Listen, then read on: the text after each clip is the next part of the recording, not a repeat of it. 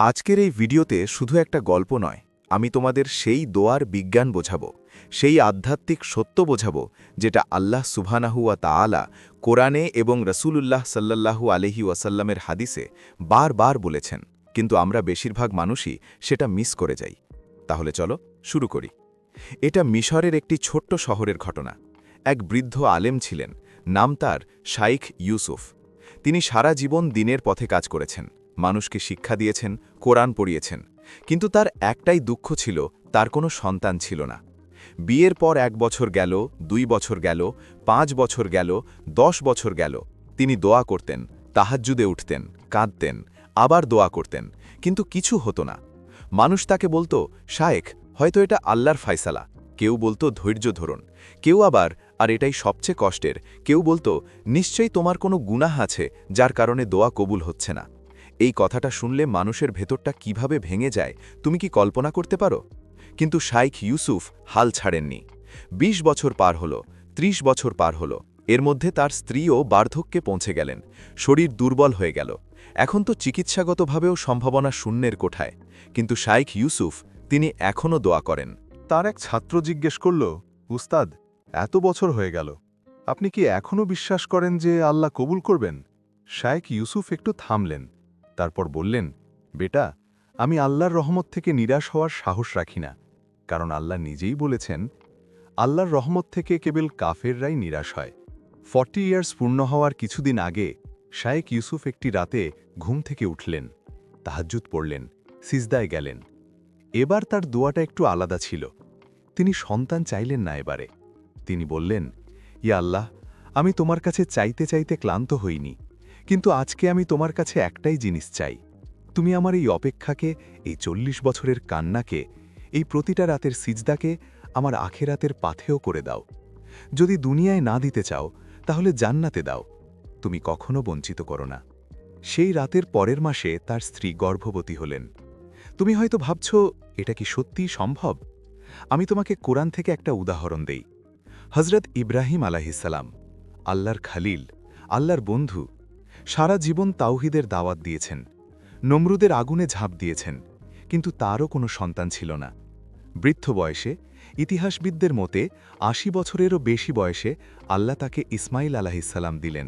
হজরত জাকারিয়া আলাইহিসসালাম তিনি দোয়া করলেন, রব্বি ইন্নি ওয়াহানুল আজমু মিন্নি ওয়াশতাআলার রসু শাইবাউ ওয়ালাম আকুম বিদুআইকা রব্বি শাকিয়া। হে আমার রব, আমার হাড় দুর্বল হয়ে গেছে, মাথা সাদা হয়ে গেছে, কিন্তু হে রব, তোমাকে ডেকে আমি কখনো ব্যর্থ হইনি। এই কথাটা পড়ো আবার, তোমাকে ডেকে আমি কখনো ব্যর্থ হইনি। এটা একটা ইয়াকিন, একটা দৃঢ় বিশ্বাস, যেটা বৃদ্ধ বয়সেও অসম্ভব পরিস্থিতিতেও টলেনি, এবং আল্লাহ তাকে ইয়াহিয়া আলাইহিসসালাম দিলেন। তাহলে প্রশ্ন হল, শায়েখ ইউসুফের সেই রাতে এমন কি হল? কোন দোয়াটা কাজ করল? এটাই আজকের ভিডিওর মূল পয়েন্ট। আমরা যখন দোয়া করি এবং কবুল হয় না, আমরা সাধারণত 3টি ভুল করি। প্রথম ভুল, আমরা আল্লাহর নাকে কখনো না মনে করি। রাসূলুল্লাহ সাল্লাল্লাহু আলাইহি ওয়াসাল্লাম বলেছেন, মা মিন মুসলিমিন ইয়াদউল্লাহ বিদাওয়াতিন লাইসা ফিহা ইসমুন ওয়ালা কাতিআতু রাহিমিন ইল্লা আতাহুল্লাহু বিহা ইহদা সালাসিন। মুসনাদে আহমদ। যে কোনো মুসলমান যখন গুনাহমুক্ত এবং আত্মীয়তা নষ্ট না করে এমন দোয়া করে, আল্লাহ 3টির একটি দেন। 1, সেটা দুনিয়ায় দেওয়া হয়। 2, সেটা আখেরাতে রেখে দেওয়া হয়। 3, তার থেকে একটা সমপরিমাণ বিপদ দূর করা হয়। এর মানে কি? এর মানে হলো, তোমার কোনো দোয়াই কখনো নষ্ট হয় না। তুমি যত দোয়া করেছ সেগুলো আল্লাহর কাছে জমা আছে, হিসাব মতো। কিয়ামতের দিন যখন একজন মানুষ দেখবে তার এত এত নেকি, সে বলবে, ইয়া আল্লাহ, এগুলো কোথা থেকে এলো? আল্লাহ বলবেন, এগুলো তোমার সেই দোয়াগুলো যেগুলো দুনিয়ায় আমি দিইনি। আর সেদিন সে চাইবে, কাশ আমার কোনো দোয়াই দুনিয়ায় কবুল না হতো। এটা শুধু আমার কথা নয়, এটা হাদিস। তুমি কি এখনও মনে করছো আল্লাহ তোমার দোয়া শোনেননি? দ্বিতীয় ভুল, আমরা দোয়ার চেয়ে ফলাফলকে বেশি ভালোবাসি। এটা একটু কঠিন কথা, কিন্তু সত্যি কথা। আমরা যখন দোয়া করি, আমরা আসলে কি চাই? আমরা চাই সেই জিনিসটা পেতে, একটা চাকরি, একটা সম্পর্ক, একটা সুস্থতা। সেটাই আমাদের মূল লক্ষ্য। কিন্তু আল্লাহ সুবহানাহু ওয়া তাআলা তিনি চান তুমি তাকে ভালোবাসো, তুমি তার কাছে ফিরে আসো, তুমি তার মুখাপেক্ষী হও। ইমাম ইবনুল কাইয়িম রাহিমাহুল্লাহ বলেছেন একটা অসাধারণ কথা। মাঝে মাঝে আল্লাহ দোয়া কবুল করতে দেরি করেন, কারণ তিনি তোমার কণ্ঠস্বর শুনতে ভালোবাসেন। তুমি কি কখনো এভাবে ভেবেছ? আল্লাহ জানেন যদি এখনই দিয়ে দেন তুমি হয়তো আর ফিরেও তাকাবে না, কিন্তু যতক্ষণ দেননি তুমি প্রতি রাতে তাহাজ্জুদে আসছ, তার কাছে কাঁদছ, তাকে ডাকছ। এই সম্পর্কটাই তো আল্লাহ চান। তুমি হয়তো দরজায় ধাক্কা দিয়ে হতাশ হচ্ছ, কিন্তু আল্লাহ সেই ধাক্কার শব্দ উপভোগ করছেন, কারণ সেটা তোমার ভালোবাসার শব্দ। তৃতীয় ভুল, আমরা শর্ত দিয়ে দোয়া করি। এটাই সবচেয়ে সূক্ষ্ম ভুল। আমরা বলি, ইয়া আল্লাহ এই চাকরিটা দাও, ইয়া আল্লাহ এই মানুষটাকে দাও, ইয়া আল্লাহ এই সুযোগটা দাও। আমরা মূলত বলছি, আল্লাহ আমি তোমার কাছে এটাই চাই, এটাই দাও। কিন্তু আল্লাহ হয়তো জানেন এই মানুষটা তোমার জন্য ভালো না, এই চাকরিটা তোমাকে ধ্বংস করবে, এই সুযোগটা তোমাকে তার থেকে দূরে নিয়ে যাবে। শাইখ ইউসুফের সেই রাতের দোয়াটা মনে আছে? তিনি সন্তান চাননি সেবার। তিনি বলেছিলেন, যদি দুনিয়ায় না দিতে চাও তাহলে জান্নাতে দাও।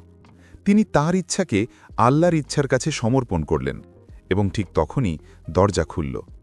আল্লাহ তাআলা বলেছেন, উদউনি আস্তাজিব লাকুম, তোমরা আমাকে ডাকো, আমি সাড়া দেব। সূরা গাফির আয়াত ৬০। এখানে আল্লাহ বলেননি হয়তো সাড়া দেব, বলেননি কিছু শর্ত পূরণ করলে সাড়া দেব, বলেছেন আমি সাড়া দেব। এটা আল্লাহর ওয়াদা, এবং আল্লাহ কি কখনো ওয়াদা ভাঙেন?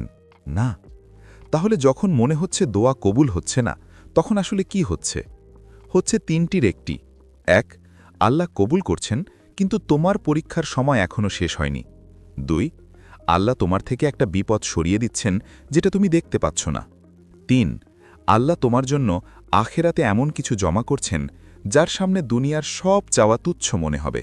রাসূলুল্লাহ সাল্লাল্লাহু আলাইহি ওয়াসাল্লাম বলেছেন, মুমিনের বিষয়টা আশ্চর্যজনক, তার সব অবস্থাই কল্যাণকর। সহি মুসলিম। সুখে এসে শুকর করে, এটা তার জন্য কল্যাণ। কষ্টে এসে সবর করে, এটাও তার জন্য কল্যাণ। কিন্তু এই কল্যাণটা দেখতে হলে তোমাকে একটু পিছিয়ে যেতে হবে, একটু বড় ছবিটা দেখতে হবে। তোমাকে একটু ভাবিয়ে দেই, তোমার জীবনে কি কখনো এমন হয়েছে যেটা তুমি খুব চেয়েছিলে, পাওনি, আর পরে বুঝেছ না পাওয়াটাই ভালো হয়েছে? প্রায় সবারই এমন অভিজ্ঞতা আছে।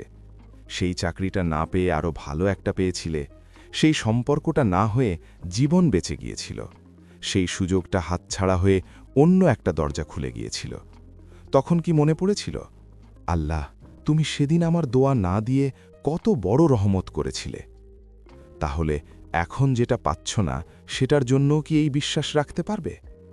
আমার ভাই, আমার বোন, শাইখ ইউসুফের সেই রাতের দোয়ায় কি ছিল? ছিল তিনটি জিনিস, এবং এই তিনটিই হল কবুল হওয়া দোয়ার মূল উপাদান। প্রথমত, সম্পূর্ণ সমর্পণ। তিনি বলেছিলেন, যদি দুনিয়ায় না দিতে চাও। তিনি আল্লাহর সিদ্ধান্তকে মেনে নিলেন। এটাকে বলে তাওয়াক্কুল, সত্যিকারের ভরসা। চাওয়া ছাড়া নয়, বরং চেয়েও আল্লাহর ইচ্ছার উপর ছেড়ে দেওয়া। দ্বিতীয়ত, আখেরাতের দিকে নজর। তিনি বললেন, জান্নাতে দাও। এই কথাটা বলতে পারাটাই মাকাম, কারণ যার হৃদয়ে আখেরাত আছে, দুনিয়ার ব্যর্থতা তাকে ভাঙতে পারে না। তৃতীয়ত, আল্লাহর উপর ইয়াকিন। তুমি কখনো বঞ্চিত করো না, এই বাক্যটা, এটা শুধু কথা নয়, এটা ৪০ বছরের অভিজ্ঞতার নিংড়ানো বিশ্বাস। এটা সেই মানুষের কথা যে ব্যর্থ হয়নি, বরং অপেক্ষা করেছে। আমি তোমাকে একটা কথা বলি, আল্লাহ তাআলা বলেছেন, ওয়া ইজা সাআলাকা ইবাদি আন্নি ফাইন্নি করিব উজিবু দাওয়াতাদ দাঈ ইযা দাআনি। যখন আমার বান্দারা আমার সম্পর্কে তোমাকে জিজ্ঞেস করে, আমি তো কাছেই আছি, যে ডাকে তার ডাকে সাড়া দিই। সূরা বাকারা আয়াত ১৮৬। এই আয়াতে লক্ষ্য করো, আল্লাহ বলেননি দূত পাঠাও, বলেননি ফেরেশতার মাধ্যমে যোগাযোগ করো, বললেন আমি তো কাছেই আছি। করিব, কাছে। তুমি যখন সিজদায় যাচ্ছ, আল্লাহ তোমার চেয়ে বেশি কাছে থাকেন এমন কোনো মুহূর্ত নেই। তুমি যখন রাতের অন্ধকারে কাঁদছ, আল্লাহ সেখানে আছেন। তোমার প্রতিটা দীর্ঘশ্বাস আল্লাহ শুনছেন। এখন একেবারে সরাসরি ভাইয়ের মতো। তোমার একটা দোয়া আছে, হয়তো মাসের দোয়া, হয়তো বছরের, হয়তো 10 বছরের, হয়তো মনে হচ্ছে এটা কোনো দিন হবে না। কিন্তু আমি তোমাকে বলছি, হাল ছেড়ো না, কারণ তুমি জানো না হয়তো আরেকটু পরেই দরজা খুলবে। রাসূলুল্লাহ সাল্লাল্লাহু আলাইহি ওয়াসাল্লাম বলেছেন, ইউস্তাজাবু লি আহাদিকুম মা লাম ইয়াজাল। তোমাদের দোয়া কবুল হয় যতক্ষণ না তুমি তাড়াহুড়া করো। সাহাবীরা জিজ্ঞেস করলেন, তাড়াহুড়া মানে কি? তিনি বললেন, বলা যে আমি তো এত দোয়া করলাম কিন্তু কবুল হল না, এরপর হতাশ হয়ে দোয়া ছেড়ে দেওয়া। সহিহ বুখারী ও মুসলিম। তাহলে কি এই হতাশাটাই একমাত্র বাধা? হ্যাঁ, মাঝে মাঝে তাই। তোমার দোয়া কবুলের পথে সবচেয়ে বড় বাধা হলো তুমি নিজে, যখন তুমি ছেড়ে দাও। তাহলে আজকে থেকে একটা কাজ করো, শুধু একটা।